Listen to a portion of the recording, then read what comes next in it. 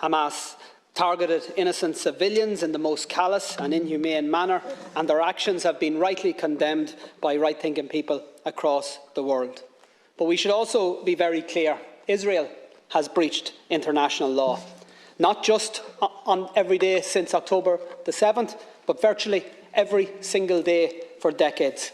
Israel occupies Palestinian land against international law. Israel blockades Palestinian territory against international law. Israel builds and expands illegal settlements against international law. Israel enforces an apartheid system that restricts the movements of Palestinians and denies their fundamental rights against international law. And Israel regularly and systematically attacks and kills Palestinian civilians against international law. So the question that must be answered by all of us in political life is this: how does the world respond to flagrant abuses of international law? When it comes to the horrendous war crimes of Hamas, the response was very clear and very consistent. World leaders queued up to say Israel has the right to defend itself. One after another repeated the words, the great and the good, including our government: Israel has the right to defend itself. Repeated in statement after statement, tweet after tweet, despite the full knowledge that those words have become contaminated.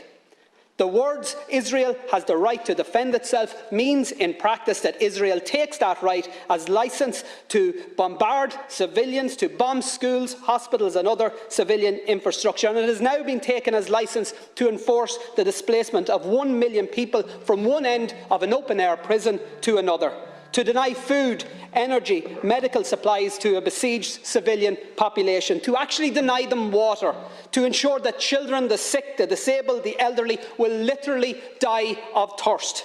Israel has the right to defend itself has now become cover for Israel has the right to commit genocide right in front of our eyes. How come we never hear the words "Palestine has the right to defend itself"? Not when a humanitarian flotilla bringing essential supplies to Gaza is met with a military assault and the murder by Israel of 9 unarmed activists. Not when Palestinians march in peaceful protest against a legal blockade and are met again with a military assault and the murder of 300 of them. Not after the countless bombings of Gaza by Israeli forces. Not even when Israel targeted and murdered 4 little Palestinian boys playing football on a beach. And not when Palestinians were dragged from their homes and forced to watch as those homes were destroyed to allow for new illegal Israeli settlements on lands that are clearly defined in international law as part of Palestine.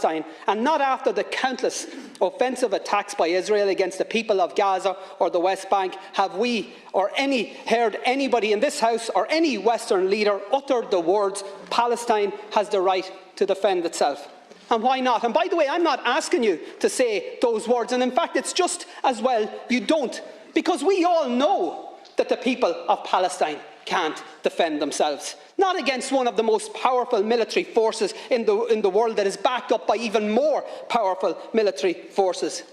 The truth is that the people of Palestine, just like the innocent people of Israel, don't need the international community to tell them that their leaders have the right to inflict more bombings, more pain, more suffering.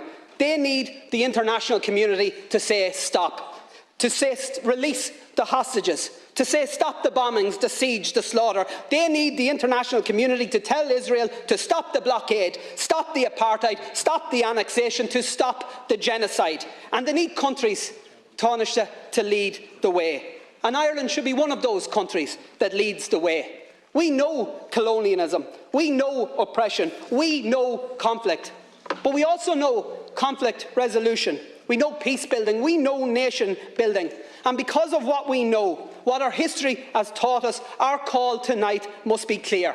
Immediate, full and unequivocal ceasefires and a decisive international intervention that leads to negotiations and to a lasting and just peace settlement, and to, at long last, to a free, sovereign and independent Palestine.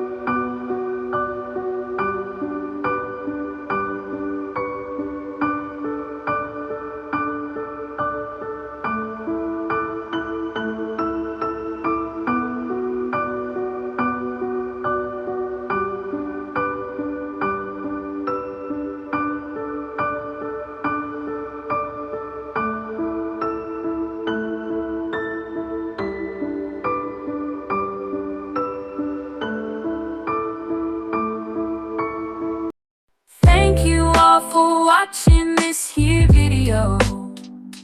Please like and subscribe.